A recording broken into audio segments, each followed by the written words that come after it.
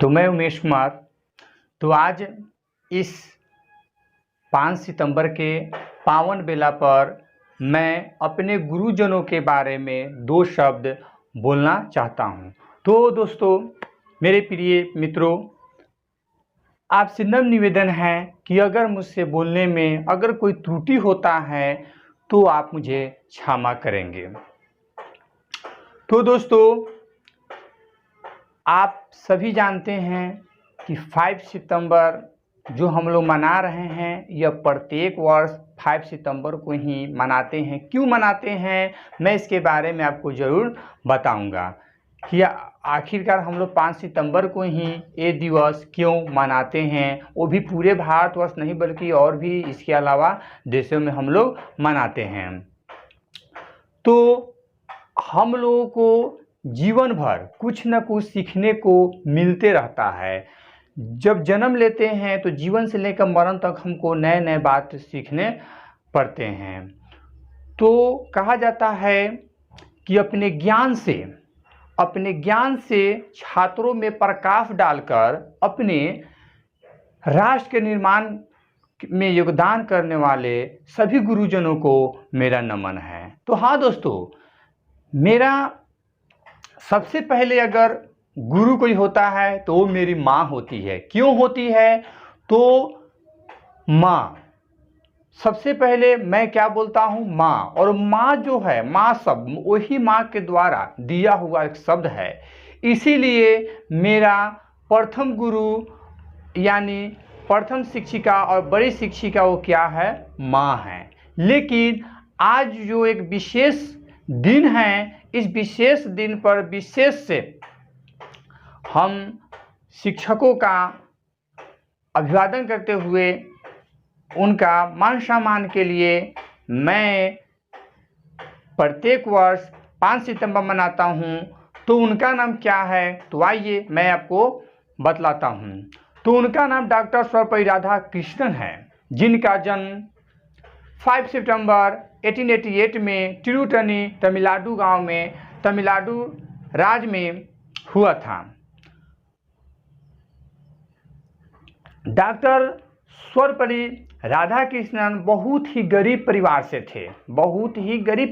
थे, लेकिन अपने पढ़ाई के बलबूते अपने सही मार्ग पर चलकर उन्होंने एक बहुत ही इस भारतवर्ष पर छाप छोड़ के चले गए। डॉक्टर सर्वपल्ली राधाकृष्णन हमारे देश के प्रथम उपराष्ट्रपति रहे हैं। इसी के साथ वे दूसरे राष्ट्रपति भी रहे हैं और साथ ही वह एक कुशल शिक्षक, आदर्श शिक्षक रहे हैं। उसी उपलक्ष्य में हम लोग प्रत्येक साल 5 सितंबर के रूप में मनाते हैं। तो दोस्तों, आप जानते हैं कि एक शिक्षक और छात्र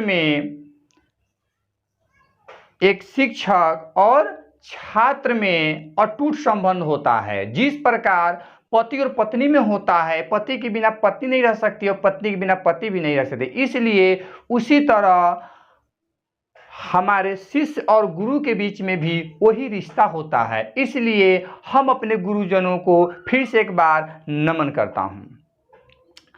तो दोस्तों, आज इस पूरे देश में अगर गुरु न होते तो कोई अच्छे मार्ग पर चलने लायक न होता। चूंकि मैं इसके बारे में भी अंत तक मैं बताऊंगा आखिर क्या है गुरु और शिष्य के बीच का नाता।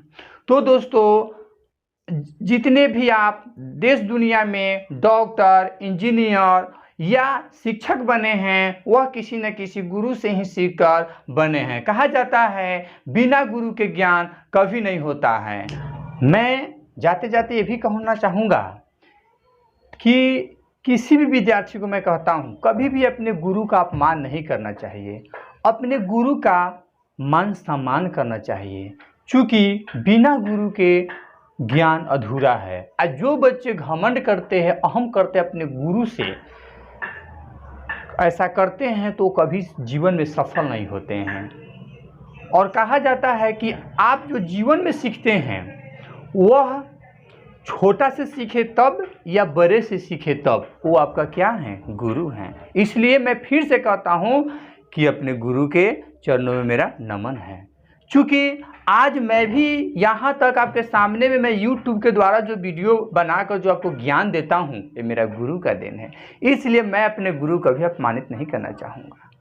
इसीलिए कहा गया है, गुरु गोविंदो खरे काकुलागो पाओ, बलिहारी गुरु आपने गोविंदिए बता कबीरा, गुरु गोविंद दिए बताए, गुरु गोविंदो खरे काकु लागू पाए, बलिहारी गुरु आपने गोविंदियो बता कबीरा, गोविंदियो बताए। अर्थात कबीर जी कहते हैं, कबीर जी के द्वारा इस दोहे का वर्णन किया गया है, इस पंक्ति का वर्णन किया गया है कि अगर हमारे जीवन में गुरु और गोविंद अगर खड़े हो जाते हैं, एक समय में अगर हमें मुलाकात हो जाते हैं, तो हमें किसको पहले प्रणाम करना चाहिए? नहीं तो दोस्तों मैं आपको बता दूं, हमें पहले प्रणाम किसको करना चाहिए? तो गुरु को ही करना चाहिए। इसलिए कि अगर गोविंद से परिचय कोई कराता है तो होते हैं हमारे गुरु। इसलिए गोविंद से 12 स्थान किसका है? गुरु का है। इसलिए मित्रों आप भी जान लीजिए कि कभी भी अपने ईश्वर से भी 12 किसको हमको मानना चाहिए? तो गुरु के। इसलिए अपने गुरु को मान सम्मान देते रहें।